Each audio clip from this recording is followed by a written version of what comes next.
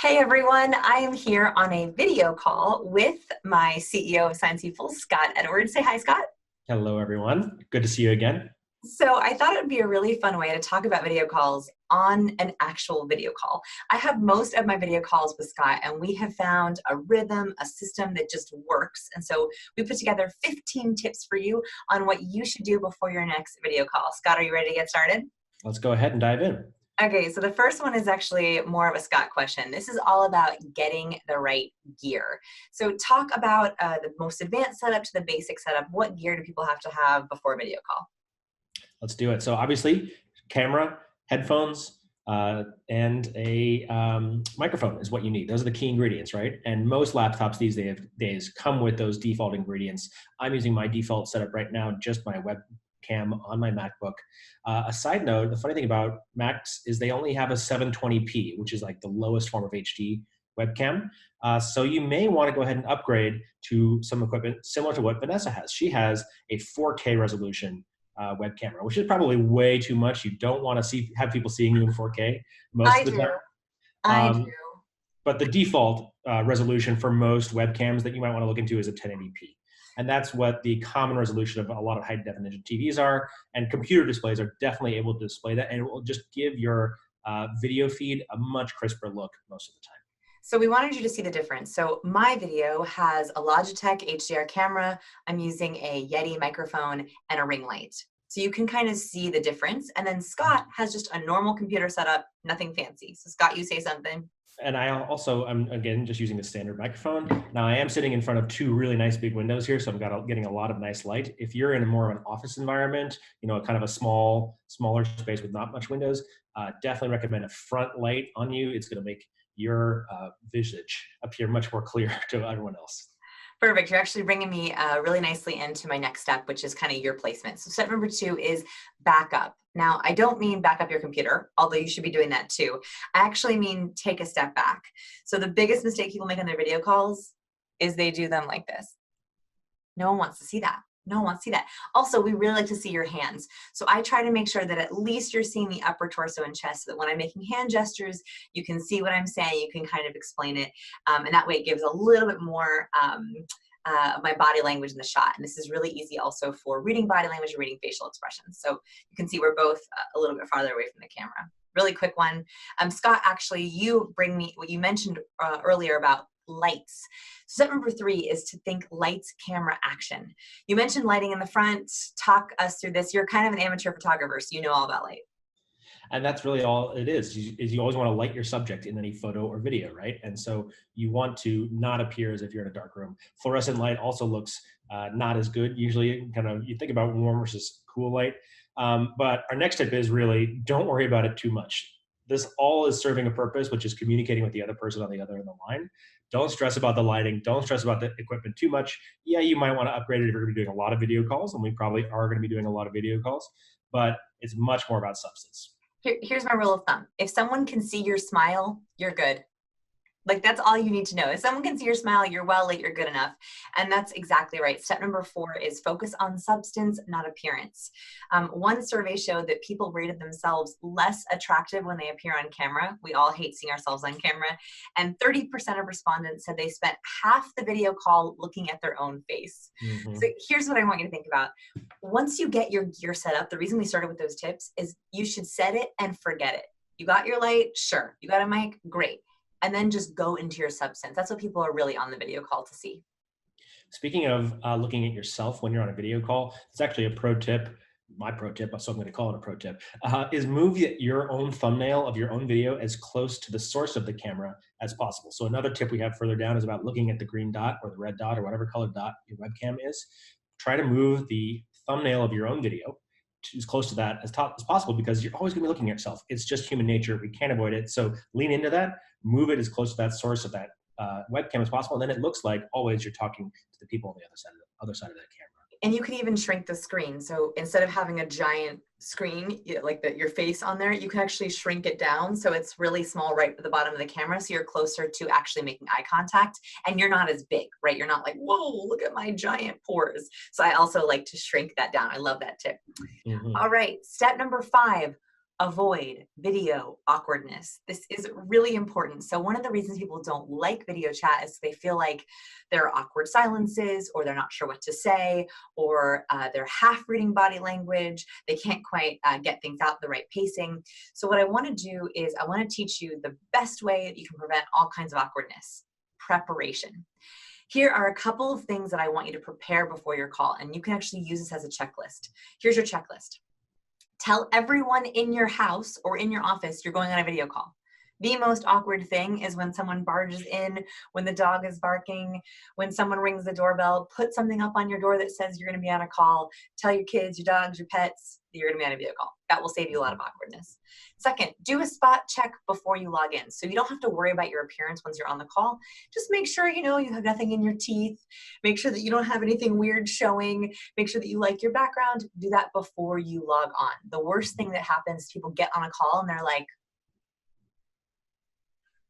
right? So make sure you do that before you get on the call. Most video softwares have the setting to, by default, when you join a meeting, turn off your audio, turn off your video. Highly recommend this. Zoom does this. A lot of them do it, or they give you a preview before you go into the room. Do that, because you're going to always join before you're ready, or you forgot something or whatever. Make sure you can proactively turn on things when you're ready, not when the meeting starts. Exactly. Okay. That's like such a good thing. Go into your settings ahead of time. Also, ahead of time, sweat the small stuff. Go to the bathroom, grab your coffee, make sure that your water actually has enough water in it. Get all the things you're going to need so you're not getting up half in your pajamas, running downstairs. Oh, 1 minute, I'll be right back. That creates a lot of awkwardness. Scott mentioned looking at your software settings. Look at your software settings to see if you can mute your video or mute your microphone when you get on. Also look at your settings to see if you can get a filter. Filters are amazing. They touch up your appearance. Zoom is using one right now. Don't we look nice and touched up? The next thing is to prepare for your first impression. So the next awkward thing that happens is people log on like this. Oh, hi. I want you to be ready when you turn that camera on. So the moment you hit video on, you're ready to go. You're making eye contact, you have a nice smile, and I always start every video call with the smile wave. Hey everyone. I do almost every YouTube video like that. I think it is the most positive way to just get that first impression over with. And for some reason on video, more than even in person, people stumble into that first impression. I want you to own it. I want you to control it. Know who's on the call so you can confirm the right people are there. That's especially important for lots of calls where you have lots of people on the call. You gather your links ahead of time. Sometimes you're popping things into chat, documents, links, photos. Gather those all ahead of time so people aren't watching you search the web while you're on your video call. Create an agenda and send it out ahead of time.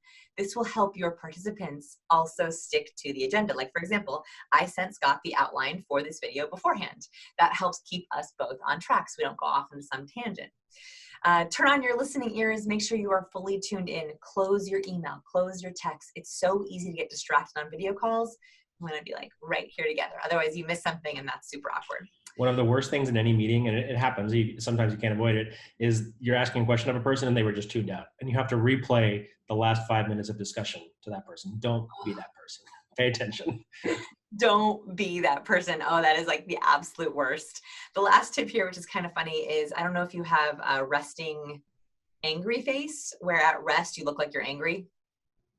I would think very carefully about your listening face. When I'm on video call, I try to just have a little bit more of an engaged face or an up face. People know that I'm paying attention. I'm not angry. I'm not thinking about something else. So think about also how you listen. That's the only difference between a video call really and a phone call, is people are watching you as you're listening. All right. Step number 6, give yourself a social boost. So video can also be used for bonding and rapport. Don't just think of video as getting things done, getting to your agenda, getting to your task. I highly recommend spending the first few minutes of video with an icebreaker or conversation starter. Scott, do you want to do a little conversation starter? Let's do it. Sure. Okay, so one of my favorite ways to start a video call is to ask people what they're most grateful for. So this is a great way to just open up something positive, something easy. So Scott, what are you most grateful for? I'm grateful for this technology right now. I mean, think about how the world would be different if this was even a few years ago. We're able to really seamlessly interact with each other, not as we would be in person, but in a different way, and in a difference. It's not better or worse. It's just a different way of communicating. And that's pretty amazing that we can continue to run our business and our lives through this medium. I love it. Mine's kind of a sister to that, which is I'm grateful for you watching. Wherever you are in the world, I'm able to reach you. We're able to share tips, teach, help. And so I'm so grateful for your clicks, your watches, your views, your subscribes. I feel like I have a dream job, and that's all thanks to you. I'm very grateful for that. So start off with some kind of social bonding time at the start or the end of your videos, or the middle if you're like us. All right, step number 7, really simple. We mentioned this, look at the dot. So when you're on a video call, look right at the camera, whether that's a white, blue, green, red dot. Don't spend time looking at your face. If I spent the entire time talking just looking at my face, it wouldn't be nearly as good as with you. That's an easy one. Step number 8, wave and smile. Again, your first impression should always be the hello. So good to be here. Hi, everyone. I like to start on the wave and smile, and I like to end on the wave and smile. It's your go-to first impression and last impression. Know that because you don't have to even think about your body language during those intros and outros. All right, step number 9, start with your happy voice. So, Scott, do you like the sound of your own voice? No, it's always the worst thing whenever you hear yourself on voicemail and video. It's just never a good thing. Okay, you are not alone. Most people do not like the sound of their own voice. And I finally learned to like the sound of my own voice when I discovered something about my maximum resonance point. So we have lots of videos on vocal power and maximum resonance point. But what I want you to think about is always saying hello or your first few sentences on the out breath. So listen to the difference. Hello, all the way at the top of my breath. I go really high. I don't like the sound of that. Versus hello. So this is the difference between very high power and very low power. High power, you go nice and low. I'm relaxed. I have a deep out breath. Low power is when I hold up my breath, I tense my shoulders, I tense my jaw, and I say, hello. So I want to make sure that you're hello, and whenever you're sharing or delivering something really important on video chat, you're delivering on the out breath. Shoulders nice and low, lots of breath, lots of room and space. Try that, Scott. Try to do a nice deep hello. Hello. Try your high hello. Hello. Hear the difference? Same person, totally different. The high one sounds more nervous and more anxious. The low one sounds like, okay, like he's confident, he's got this. So it's a really, really easy secret vocal power trip. All right, so vocal power tip. Step number 10. This is my most important tip. Are you ready? You need to designate a driver. So the reason why most awkwardness happens on video calls is because no one knows who's leading. It's a team call or you're a partner call. And so what happens is you have, hi, oh, and no one knows who to talk. You have people talking over each other. You should either be the driver or you should assign the driver. So being the driver sounds like this. Hey everyone, welcome Scott. Welcome Allison. Hey Rob, thanks for joining us. Okay, looks like we're all here. I'm gonna get us kicked off. I sent off the agenda a little bit earlier. Let's start with what are we most grateful for? That's a way that I welcomed each person. I made it very clear who was coming, who was to speak, and then started our agenda. If you don't want to be the driver, your best thing is to designate a driver. So something like this, everyone's logging on, and you can say, hey Allison, I know that you sent out the agenda for the call. Do you wanna take lead on this?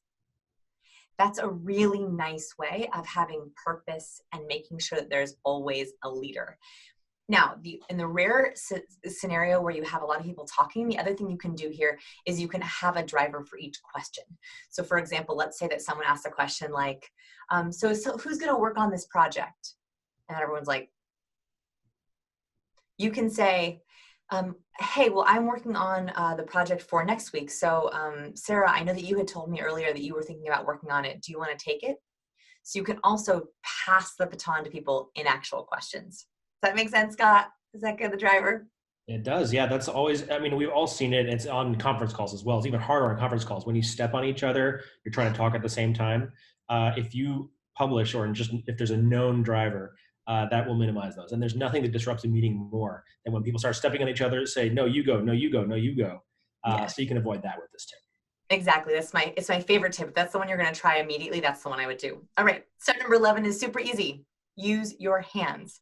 We love hand gestures. It's one of my favorite things about video calls. It's why I wanted you to back up your camera to make sure that people could see your hands. When you're explaining things, try to not be holding a pen. Don't be typing as you're explaining things. Put your phone to the side. Use your hands to explain things. If I say, I have 3 different ideas, your brain is like, No, Vanessa, it's 5. And that's because it's been shown that our brain gives more weight to nonverbal gestures. And so we look at hands to get more explanation. So if you're explaining something, you're teaching something, be sure to keep your hands free and explanatory. What's your favorite hand gesture, Scott?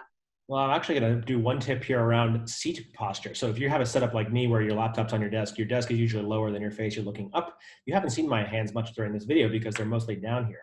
But what you can do is raise the armrest, if you have armrests on your chair, as high as they possibly can go, probably more than is comfortable for you if you're normally typing, but that's going to put your hands up here much easier. So it is easier to use your hands, speak with your hands and show them. Otherwise, they're just off the screen the whole time and it's hard to see. So just keep in mind how you can set yourself up for minimal effort to try and get these hands up here at the same time. Pro tip. I love it. All right, so if we're talking about body language, we talk about the hands, we have to talk about the face. Step number 12 is to learn to decode facial expressions. I think the best part about video is you get to read facial expressions. Dr. Paul Ekman found that there are 7 universal facial expressions, and you should learn how to read them. This gives so much context behind what people are saying. It helps you be so empathetic. It helps you be a much better communicator. Once I memorize these facial expressions, I will tell you the way that I communicated completely changed. We have a ton of videos on this and a free tutorial at scienceofpeople.com/face. So you can actually practice those 7 micro expressions and learn how to read them on video calls. You might see some really interesting things. All right, number 13, dress to impress. So I think it's also important to make sure you know what works on video and what doesn't. Some really easy rules of thumb here is no tight patterns. If you have tight patterns, it creates that like ripple effect. You've ever seen that on the morning news when someone's wearing a pattern, it looks like it's like moving on their shirt. There's nothing more distracting than that. That's the first thing. The second thing is nothing that makes noise. Clanky bracelets, clanky earrings, or a necklace that you play with. You'd be shocked at how much that sound picks up on video chat, where you don't think you're hearing it very much, but all people are hearing on the other side is click, clink, click, clink, click, clink, click, clink. So make sure that your choice of outfit is silent. Kind of a weird thing to say, but it really matters. Any other clothing tips for us, Scott? No, this is a bummer for me because I'm always casual. But no, it's absolutely true. Particularly in a work environment, you have to dress a certain way most of the time. If you dress down at home, that's not your work environment, and so people are going to kind of assume, maybe even though they shouldn't, assume certain things about it. So you are conveying a message by what you wear on video call. Absolutely right. And by the way, casual is okay if that's your work environment, if that's your home work environment. Like I always I like to talk to teams about what they expect, and then you know that you're all on the same page. All right, step number 14, send a letter of thanks or a follow-up. After a video call, if everyone's paying attention and no one's taking notes, you might be a little bit unclear about what the action steps are. If you are the driver or if you have a note taker, send an agenda, send a follow-up agenda, so a post agenda, what you want to do next, as well as a thank you note for everyone who attended. It's a really nice way to wrap up a video call and to make sure that you caught everything in the video call, especially if someone was teaching or there were a lot of notes. You always want to have a note taker, and then you want to share that with the group afterwards. Never underestimate the power of a follow-up. I cannot tell you how many times I've taken notes on things of what I think was said. I've sent out a follow-up saying, hey, here are all the notes from the call. Make sure this is all correct. And they write back and say, oh, actually that % was different, or that number was different, and we heard 2 different things. So always send a follow-up with a thank you. Last tip here is know thyself. What are your strengths? What are your weaknesses? I know that I love teaching on video. I absolutely love to share slides and I love to share ideas. So what are your strengths? Are you a teacher on video or are you a listener on video? If you're a teacher, try to bring in slides. Scott, I know you've really had a lot of benefit with slides in some of your past work. Yeah, they are great visual cues. So you, instead of having people look at you, explain with your hands or looking at your facial expressions, you might want to put up a set of slides. You might want to share a video. You might want to use some visual aids. All of these video call services have screen sharing abilities. They even have, a lot of them have drawing services. Maybe you're an artist and you want to share your ideas that way. There's tons of ways to use aids so that you aren't the focus of what everyone is looking at necessarily. You can put up a slide and use that instead. Exactly. I really think that video is one of the best ways that we can communicate in a virtual workplace. When in doubt, try to video over the phone, because you can see facial expressions, you can see body language. I also think it's a great way to connect because you actually produce oxytocin through the camera. So us talking to you, we give you a little burst of one of my favorite chemicals. Where's my oxytocin? Down there, my favorite chemical of connection, and that really helps us feel bonded. Hey, I want to tell you one more thing. You are amazing. The question is, do you know how to share it? I'd love to help. I save my very best tips for my insider subscribers. Subscribe for free at scienceofpeople.com. I know your inbox is sacred, so I promise to send you only emails you will love. I hope this video has helped. I hope it's helped us feel bonded. I want to thank Scott for taking some time with me today to share some of our tips on this video call. Thanks, everyone. Thanks for being on the call today. So take these tips, use them in your next video call. I cannot wait to hear how it goes, and I'll see you in my next video. Are you looking for other tips about working remotely? Check out one of these videos or subscribe to our channel now.